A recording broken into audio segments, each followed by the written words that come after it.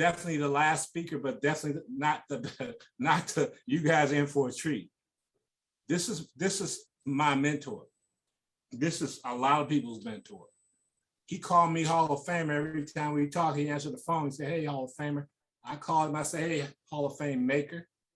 I told him I'd rather be a Hall of Fame maker than a Hall of Famer, because what he does, he makes Hall of Famers. He's already done that in our family and some folks outside of our family. He's a renowned speaker. He's powerful. His words are golden. Every time we speak on the phone 3 or 4 or 5 times a week, I have a notepad and a pen ready, because I know he's going to say something. It's going to be a mic drop. I know he's going to say something that's going, wow. And sometimes I might not get it until later, because he's so deep. But here's a brother that's been my mentor spiritually, life coach. Everything I've been through in my life, I've shared it with him, because he's always has never let me down.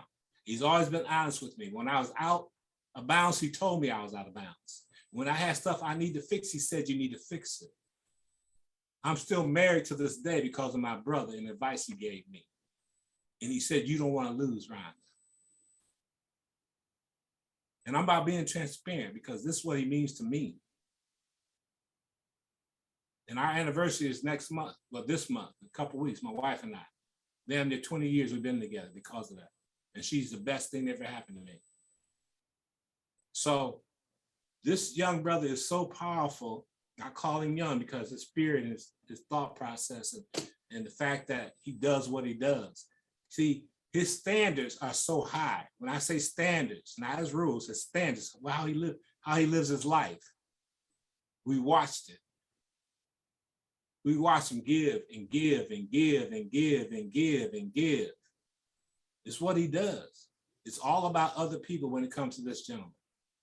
He's somebody that I love dearly, immensely. I have so much respect for him. But he's the president, CEO of his own company called Lindbergh Group. Life coach and mentor, renowned motivational speaker, author of several books, community activist. He's the first player. He taught me how to play basketball.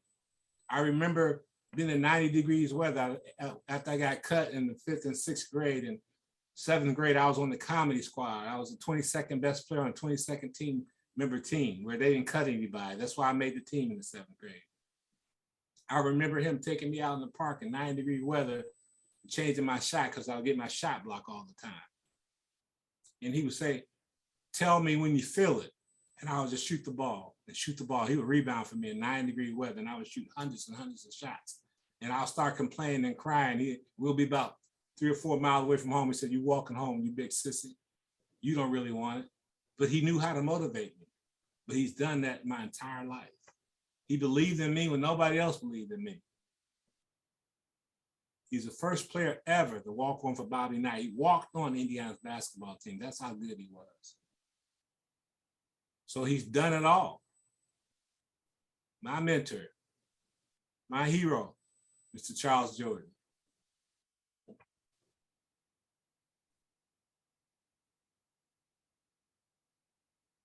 You there, bro?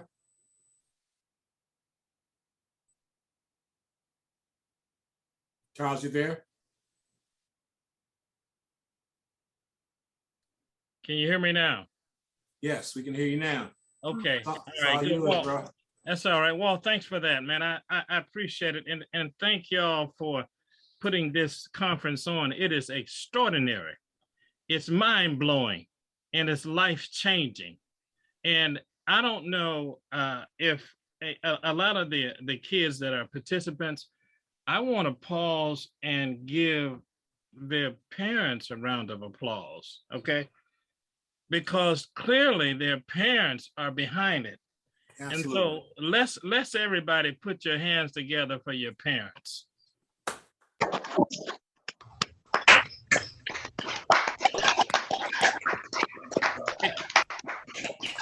Extraordinary. Listen, you guys had some speakers on that was fantastic. I'm just going to go back and touch, Walt, if I can, on each one of them. Can I do that? Sure, go ahead. First, a young man, Marquise Hill.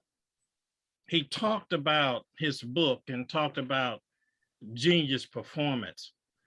This man had a level of passion that I haven't seen in a 16-year-old for a long, long time.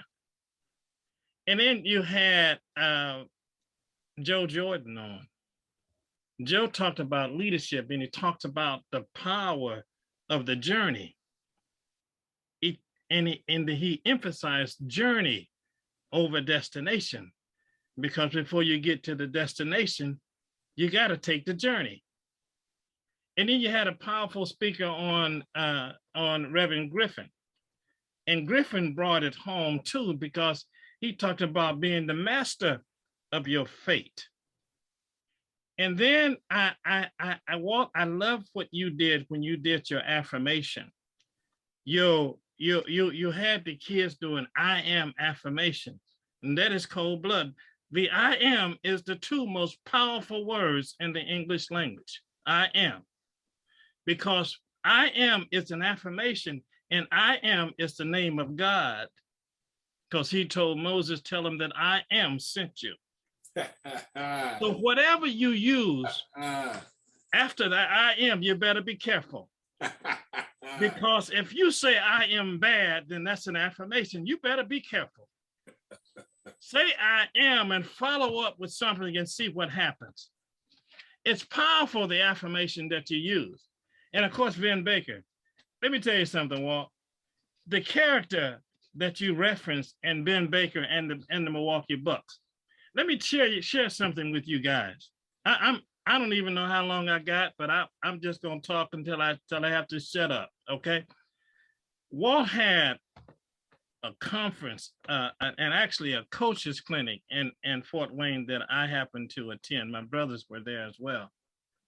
And all of these coaches came and they were talking about the X's and O's and how to put their team in the best position to win and all of these things. Okay. Walt was the last speaker. And Walt got up and said, I've heard some good coaches' plans, but I don't want to talk to y'all about X and O's. I want to talk to you about the character of the players. Character matters. It's extraordinary that we're here. I want y'all to listen to something, and then I want to take this.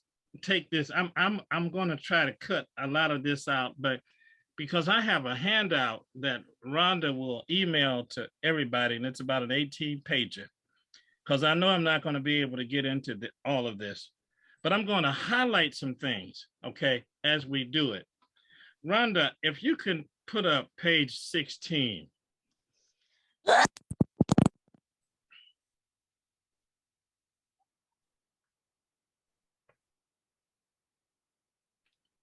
What you guys are looking at is one of the most magnificent creatures on the planet.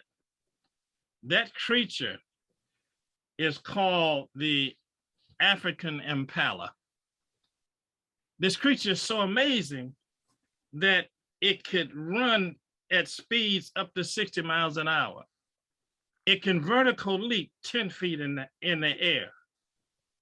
And it can leap distances of 30 to 40 to 35 feet. But why? With all of this ability, the impala allows the zoo to hold it in captivity by placing it in only a 4 feet tall wall. This question was put to the zookeeper. And the zookeeper said, well, it's because the impala refuses to jump if it can't see where its feet will land. Some people are like the impala, afraid to move forward until they can be sure of where they will land. Thank you, Rhonda. I want everybody who has a pencil and piece of paper, and I want y'all to write these questions down. I like to deal in questions, okay? The first question that you should write down is this, and write it down and we'll address these things. What's the first rule of war? Next question. What is the shortest distance between two objects? Next question. What is the longest distance between two objects? Next question. What is the difference between a successful person and an unsuccessful person? Write those questions down. You need me to repeat them? I will. The first question. Y'all got it? What's the first rule of war? It's one of your questions. The other question is, what's the longest distance between two objects? And what's the shortest distance between two objects? And what's the difference between successful people and unsuccessful people? If I want to be successful, I need to know what is success. And I need to know the difference between those who succeed and those who don't succeed. I need to know the fundamental difference.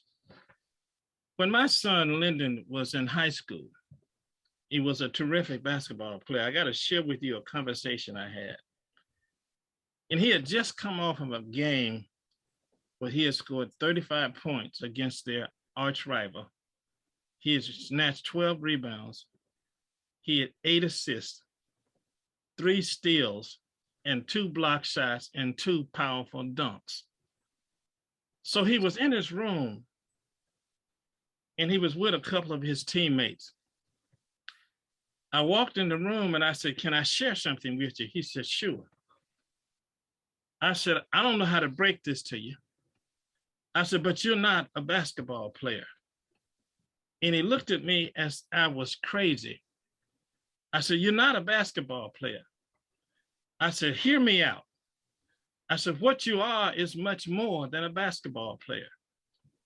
Basketball is one of the things you do well, but you're not defined as a basketball player." Absolutely. Here's the thing that I see that we do oftentimes with young people. We literally pigeonhole them into one thing. And so I said to my son, if you were just a basketball player and you break your leg, your life would be over. What you have to contribute is much more than that. The thing I want to talk to you about is how to get from A to Z. Your theme, Walt, on your conference is the power, expecting greatness. There's a reason why we expect greatness. We expect greatness from you young people because we see greatness. The only thing we're waiting for you is to see the greatness that we see in you. So I want everybody to unmute and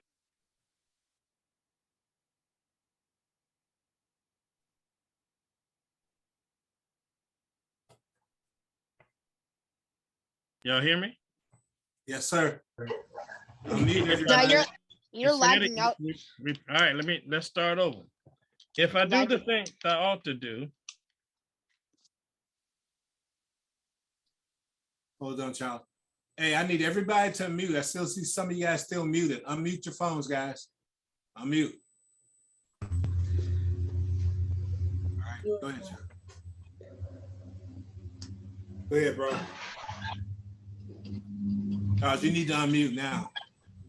There you go. All right, we good? Yeah, we're good. Yes, Okay. sir. Repeat after me. If I do the things I ought to do. If I do the things I hope to do.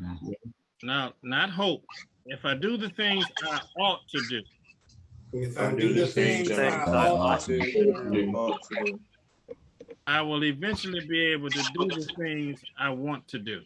I will eventually be able to do what to do. But I do know that it's a process. but I do know it's a process. Process. Okay. All right. Thank you. There's something called we talk about growth and how we want people to develop. One of the things about growth is that we can grow in a number of ways, but the only way that you truly get true growth is through basically getting more knowledge. You can be tall and you can grow to be a foot taller, or you can get fatter, or you can be at a place for a long period of time. But the fact is, true growth only comes with new knowledge. And one of the things that we do is this: we look at growth from the inside out. You see, the apple is not an apple from the outside out. It's only an apple from the inside out. It has to be the core. So all of the growth has to happen from the inside out. So that's really how you grow. So does everybody write these questions? Did you write these questions down? Yes, sir. Okay. Yes, sir. Read one of the questions for me, one of you guys. It was, what's the first rule of war? So answer that question. Here's the answer to the question. Write it down. The first rule of war is don't shoot yourself in the foot. That's the first rule of war. Y'all got that? So give me an example. Give me an example of what shooting yourself in the foot looks like. You lie to yourself. Don't shoot yourself in the foot. Okay. Hey Chuck, I shot 1,000 shots today, and the mirror look at you and say, "Not."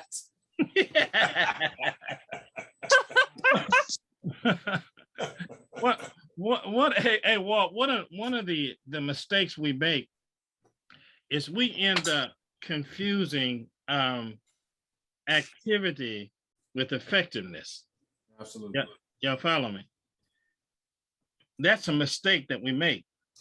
When you confuse activity with effectiveness, then what happens is it's difficult to be effective because your activity lets you know that you might be sweating and doing something, right? And but still produce. There was a guy I coached and he came back to me in high school, and he said that I'm gonna be a better shooter because I've been working on my shot all summer, 5 hours a day. Well, when the game season started, his percentage was worse than what it was the last season. The truth is he was working hard, but he wasn't being effective because he was working on the wrong thing. And so what happens with us is we can't just say hard work, but we got to have proper technique applied with it in order to produce effective results, right? What was one of the other questions that we wrote? Let's deal with what's the shortest distance between two objects. Can anybody answer that question? Yes, sir. Yes, I think so. Okay, what is it? A snail and a cheetah. Now, what is the shortest distance between two objects?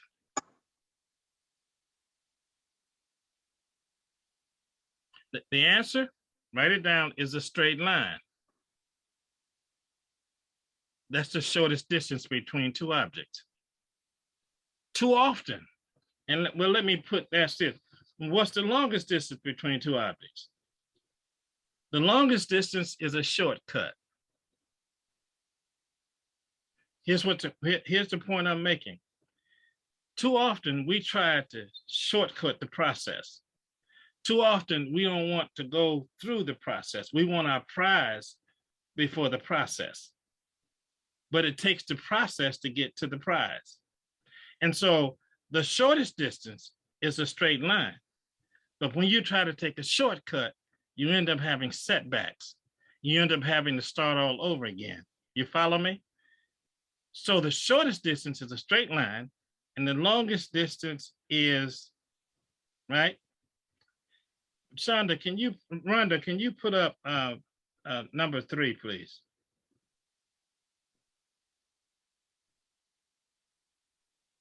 While she's doing that, can you expound on the concept of don't shoot yourself in the foot? Because I don't want these young people to miss that. Very good, Joe. Let's deal with don't shoot yourself in the foot. There are things you can do to take yourself out of the game. There are things you can do that will kill your opportunity to grow. if you, for instance, don't blow up and lose, kill your valuable relationship with the people that love you and trying to take you to the next level, when you kill your relationship with them, when you take yourself out of the game, right? There was a years ago, there was a team, one of the teams, I think it was the Indiana Pacers. They had a player that they were playing the San Antonio Spurs. And so this player would actually try to make Tim Duncan mad. And one game he was successful and Tim Duncan just blew up, and Tim never does that, okay? But he did it this particular game. And true enough, they were successful because Tim Duncan was ejected from the game. And ultimately, the San Antonio Spurs lost the game. What happens is this: if you don't control your emotions and your purpose, then what happens is you don't have any control of it. You end up doing something. That's why I always say, don't just think to it, think through it. Don't just think to it, think through it. Because if you think to it, then you're just there on emotions. But if you think through it, then you consider the consequences before you engage in the action, and then you'll be able to make more intelligent decisions, right?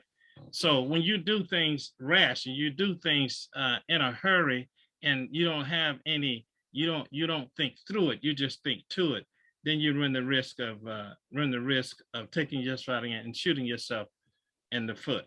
So if you shoot yourself in the foot, then you have become your own worst enemy, right? Rhonda, you got that up? Thank you.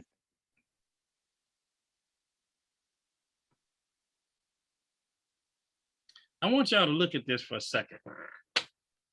Don't confuse activity with effectiveness. Y'all feel me?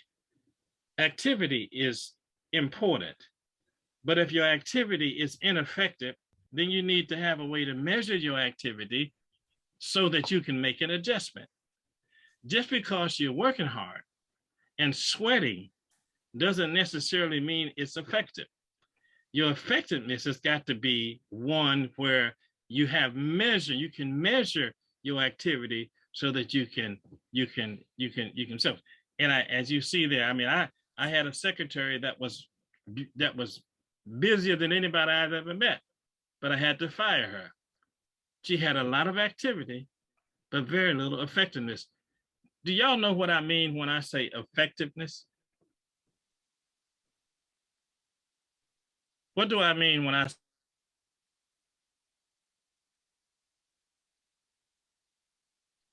Can y'all hear me? Yes, sir. You're lagging. You're lagging out. What does I mean when I say effectiveness?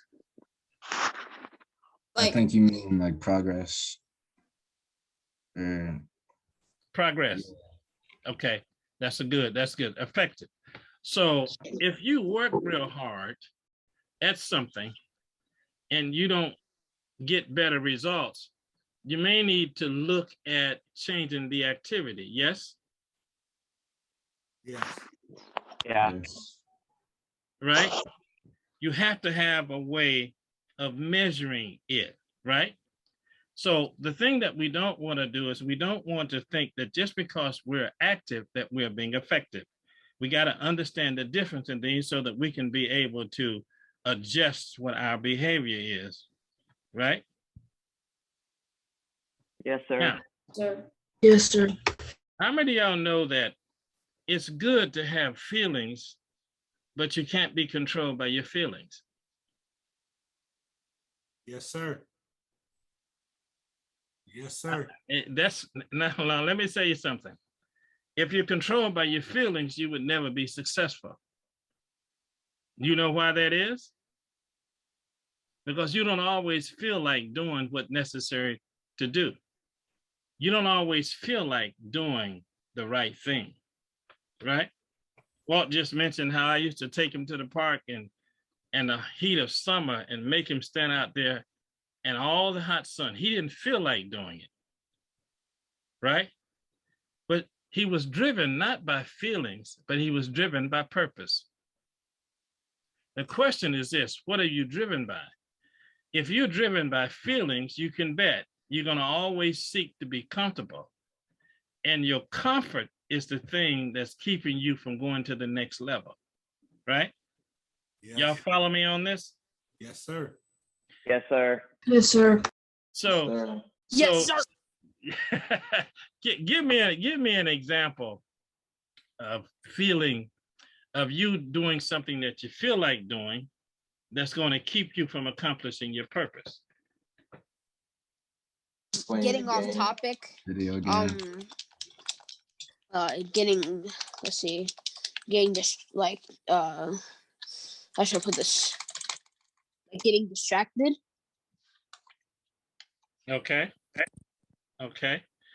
Or it could be anything. You could be in college. We got a young man that's going to college here. He could be in college and he's got an exam tomorrow, but he don't feel like studying. He feels like going out to party, so he goes out to party. So he's driven by his feeling and not by his purpose.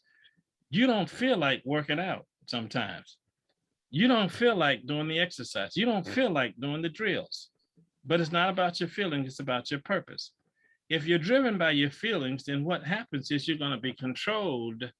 You're going to be controlled by your feelings, and therefore your purpose takes a back seat. This is the reality that we're talking about. We have to get to the point where we understand that we have to be driven by purpose. We cannot be driven by feelings. Y'all got that?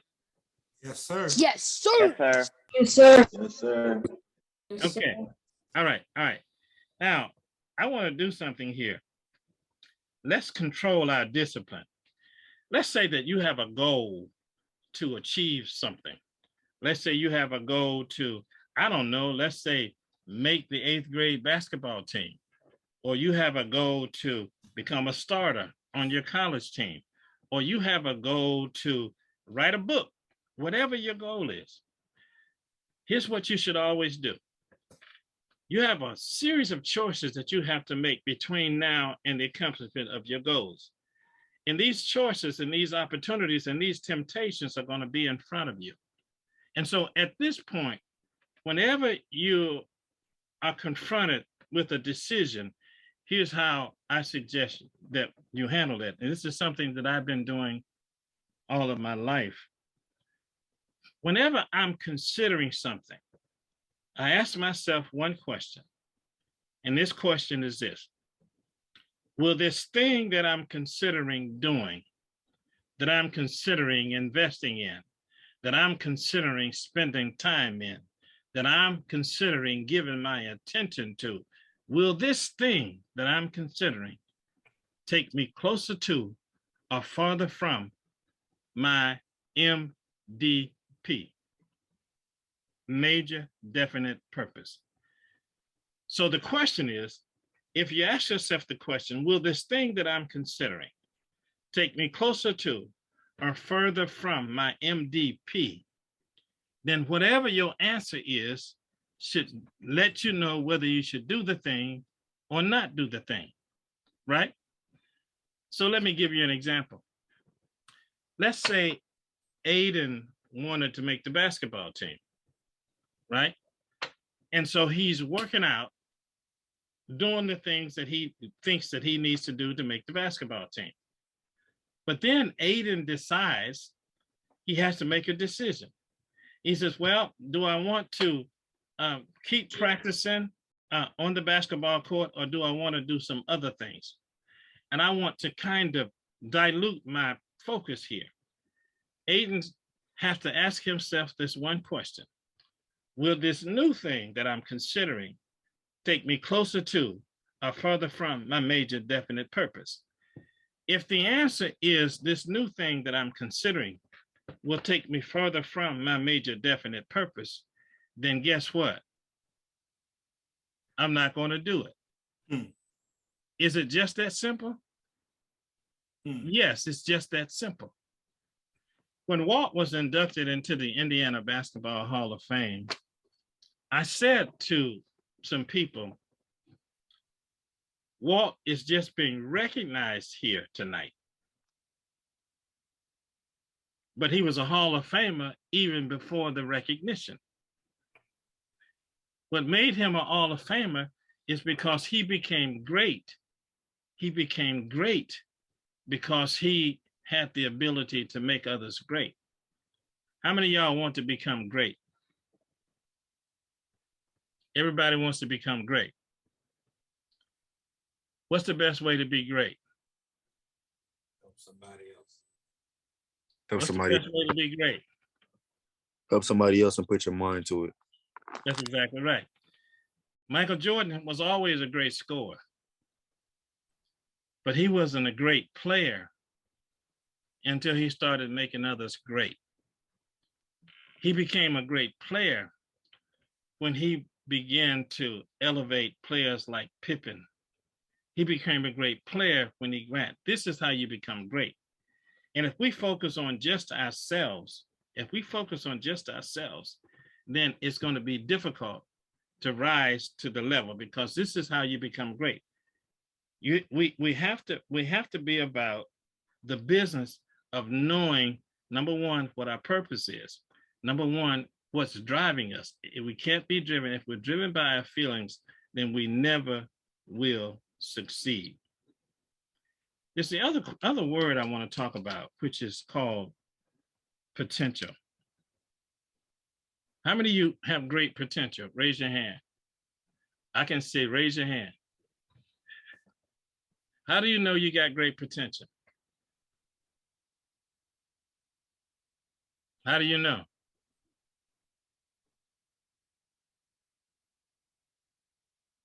Come on, leaders. Because I keep God first.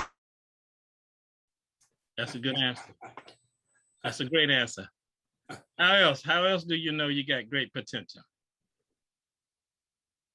Because you're fearless. Fearless and other people see it. Because I've been working hard on it. Because my ego's too big. Said that. Because my ego's too big. Who said that? Me, sir, I did. Brandon. You're a leader, man. I appreciate you, Brandon. You're a leader. I love it. You're welcome. I'm going to share with you guys the greatest secret on the universe. I need you to write it on your paper. The greatest secret on the planet. Just write that down. The greatest secret. The greatest secret of all is this. I don't know why it's a secret. It really shouldn't be, but basically it is. Contrary to what the world teaches, you don't really get by getting. You only get by giving. Did y'all hear that? Can you repeat it one more time? Or can you repeat it? Yeah. The greatest secret on the universe is this. You don't really get, you can't get, truly get, G-E-T, by getting. You can only truly get by giving. Anything you want in life, you can have based upon your level of giving, not your level of getting. Most of the world is trying to get stuff. They're trying to attract stuff. They're trying to accumulate stuff. One pair of gym shoes is not enough. We got to have 15 and 20 pair. Everything is about the getting. And that's the farthest thing from greatness. The greatest secret in the universe is this. The only way that you can truly gain, get, is by giving. Can I give y'all some examples? Yes, sir. If you want to get more friends, what must you do? What must you do? Don't be a chicken. If you want to be, if you want to get more friends, you have to be more friendly. Are you following me? Anything in life that you want to get, if you want to get more respect, you have to give more respect. Everything is based upon giving. Even someone who's working and has a job and they're not satisfied with the job, they're not giving enough of their time and energy and innovation on the job. Everything that you want, you can get by your giving, not by your taking. One of the differences is, and a lot of folks grow up believing that everything is based upon getting a dog eat dog world.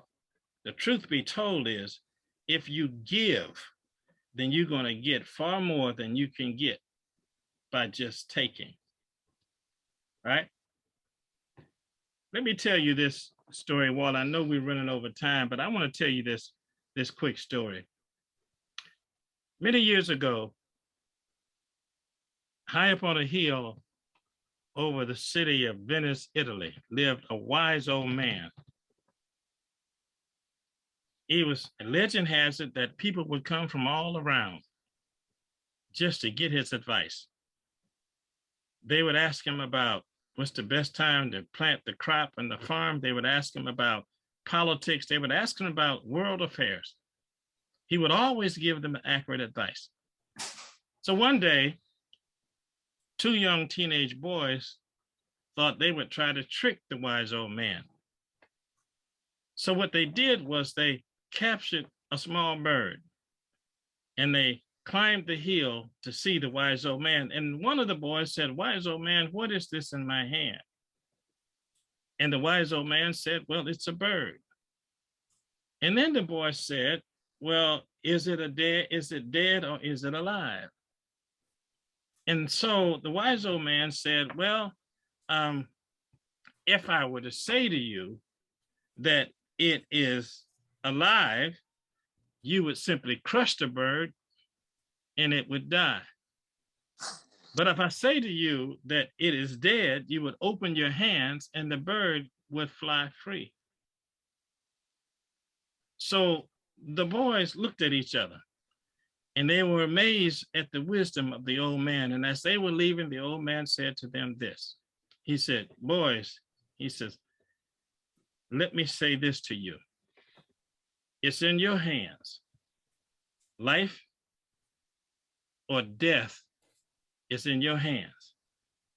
He said, "You make the decision whether to go." And here's the point that we're making here in this whole seminar. All of this information that's being given out by all of these great speakers, right? They're trying to give you some tools to work with, but it's in your hand.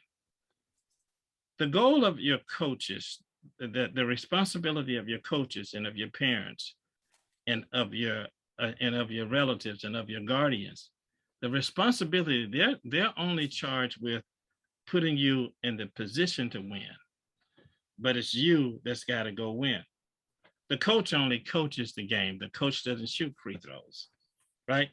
The reality of it is this: everything that you have in front of you that's been said during this conference is worthy to take you to the next level. So what I've done is I realized we were long and I didn't want to go through everything. So the handout that Rhonda has is about 18 pages. And you'll be able to go through many of these points in detail. And I think that will work. So let me just stop and open it up for any questions or comments or if there's anything that you want me to expound upon. While they're thinking, bro, let me say this. Guys, I hope and pray that you all come across or have a Charles Jordan in your life. Everybody needs a Charles Jordan in their lives. And I hope and pray that one day you become a Charles Jordan for somebody in their lives. Because I hope and pray I become a Charles Jordan when I get big. his heart and who he is, and the fact that he loves you enough to tell you the truth and be transparent with you because he cared. Because once you'll see that he cared. He's always positive. You always see that the glass is half full, not half empty. So when we send you this, I hope you take it and you become a sponge and read every word. Because I know I still get nuggets from him after 65 years. Everything he says, and Joe will tell you, my brother Joe, he'll second this, he's on the line. Lafayette, who's also a great mentor, they will tell you, we have something where we iron sharpen iron. We listen and we respect our older brothers and sisters so much because they sold into us and they know what it takes to be champions. They have character at the high level. So why not listen to them? Remember I told you earlier, you got to choose who to listen to. Exactly. Well, let me do a couple quick things and then I'll be done. But I wanted to touch bases. We'll go back to the question. What's the difference between a successful person and an unsuccessful person? Fundamental question, one that I've asked from a very early on because I wanted to be successful. And I needed to know what the difference was. And the answer is very simple. Successful people do the things that unsuccessful people don't like to do. Let me say it again. Successful people simply do the things that unsuccessful people like to. The question is, why does the successful person do the things that unsuccessful person don't like to do when the successful person don't like to do those things either? The successful person does them anyway because he's driven by purpose. The unsuccessful person is driven by method. I want to look good and I want to feel good. Those are methods. Those methods drive you. They make you unsuccessful. But a successful person is driven by purpose. Rhonda, I want, if you could, I want to go to put up my affirmation pledge, okay? The teen affirmation pledge. You see it there? What page is it? Yeah, it's page, keep going, right there. Well, leave it there. We want to do that, and then we want to go to tap. Everybody see this screen? There was some talk. Okay, there was some talk about the mental thing. Joe asked Vin Baker the question, and the question was put about fear, and everybody wants to talk about, what's the mentality. And what happens is this: you will never be able to rise above your level of self-concept. Self-concept is what you think of yourself. That becomes your ceiling. You can't rise above it. The only way you go is that you increase your ceiling. You need to raise your self-concept. I don't care how many books you read. I don't care what your vocabulary is. If your self-concept is here, you're not going to be able to rise above that. So you need to know who you are so that you can rise above that. One of the things that controls it is our thought. If you look at this slide, what you're looking at is this: your thoughts is the thing that's important, because your thoughts are the things that you say over and over to yourself every day. So the question is, what are you thinking? Now, thoughts are actually fueled by those three things: belief, faith, and power. But your thoughts determine your actions. Your actions determines your habits. Your habit builds character, and it's your character that determines your destination. Those things are important, right? And so the reality of it is we have to be able to control the thoughts, because as a man thinketh, so is he. But I like to add, as a man continue to think, so will he remain. And so you need to protect your mind and keep it from mess. All of the speakers have talked about that. Khalid talked about it this morning. Joe talked about it yesterday. Everybody talks about protecting your mind. So So there are a bunch of frogs, and they were walking through the woods, and two of the frogs fell into a deep hole, and they kept trying to get out. The other frogs were looking down in the pit, and they noticed that the frogs couldn't get out. And so the frogs up top kept yelling to them, you might as well stop. You can't make it. You might as well rest and go ahead and die. It's over. And they kept jumping and kept clawing, trying to get out of the pit. And finally, the one frog gave up and he died. But the other frog kept jumping and kept clawing. And the frogs up at the top kept yelling, you might as well give up. You might as well rest. It's over. No sense in hurting yourself. You'll never make it. But he kept jumping and kept clawing. And this frog finally came out of the pit. The other frogs looked at him and said, didn't you hear what we were telling you? We told you that you couldn't make it. You ought to rest. And then he said to the rest of the frogs, oh, he said, I thought I'm hard of hearing and I thought you were rooting me on. One of the realities that we face is this. You're going to have haters and you're going to have people telling you you can't do it. And those are the things that affect your level of self-esteem. And so what you have to do is you have to be able to turn a deaf ear to that and use it as power to take you to the next level. Use you as power to take you next level. But understand this, when your level of your self-esteem rise, be careful to keep your ego in check because too much pride can destroy everything. I remember Muhammad Ali was on a plane years ago and the flight attendant came by and said, sir, would you buckle your seatbelt? And Ali looked at her and he said, Superman don't need no seatbelt. And the flight attendant says, well, Superman don't need no plane either. Don't think you can do everything by yourself. You're going to always need some help, somebody in your corner to help take you to the next level. Y'all got that? Good stuff.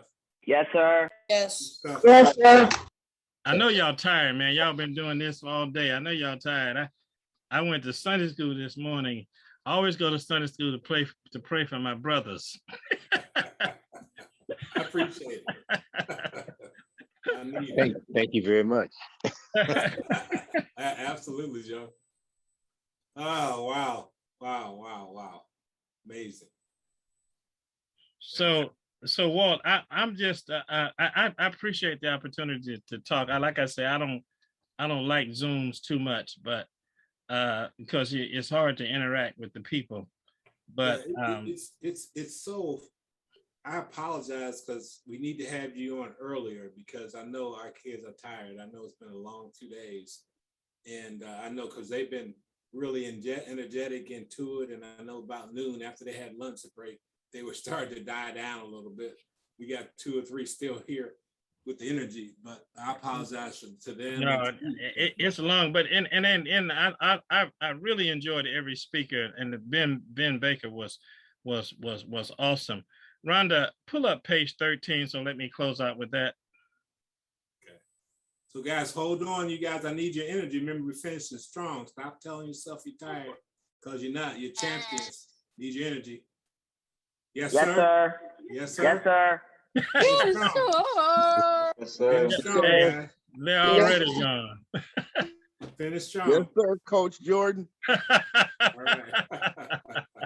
Finish strong, guys. Okay. This is called a team affirmation pledge, and I think it's extraordinary. So here's what I need. I need somebody to do. I want somebody. When you read this, I want you to repeat it. Well, y'all repeat after me, okay? Everybody, can y'all hear me? Okay. Yes, sir. I'm blessed. I'm blessed. All right, let's start over. Y'all ready? I'm blessed. I'm I'm blessed. blessed. I'm engineered for success. I'm engineered for success. Designed for achievement. I'm Designed designed. for Achievement. I'm blessed. I'm blessed. I come from greatness. I come From greatness. Therefore, I'm expected to do great things. Therefore, I'm Yes, I'm blessed. Yes, I'm blessed. Yes, I'm blessed. I was born to do this. I was born. It's my responsibility to perform at the genius level. My responsibility. genius level. I will always respect my brothers and sisters. I will always respect my brothers and sisters. I refuse to engage in negative gossip and name calling. I refuse. Gossip and name calling. I will not violate the first rule of war. I will not violate the first rule of war. I will keep myself in a position to win. I will keep myself in a position to win. I will not poison my body with sexual disease, drugs, or alcohol. I will not poison my body with disease, drugs, or alcohol. I will not violate the 11th commandment. I will not violate the 11th commandment, which is, I shall not be stupid. I shall not be. God expects me to do my best. God expects me to do my best. If I do my best, If I do my best, I know God will take care of the rest. I know God will take care of the rest. Wow. All right. Thank y'all. Amen. Thank you. Wow. Thank you. What page is that, Chuck? Is that the last page? That's 13. Page 13. Awesome. Wow. Good stuff. Good stuff, bro. All right. Thank y'all, man. Hey, how about giving some love? Come off from mute. Come off from mute. Come off from mute. Yay. My brother. Thank you. Great job, Chuck. Great job, bro. Thank y'all, man. Well, good job, man. Good job. Hey, guys. Great job, Chuck.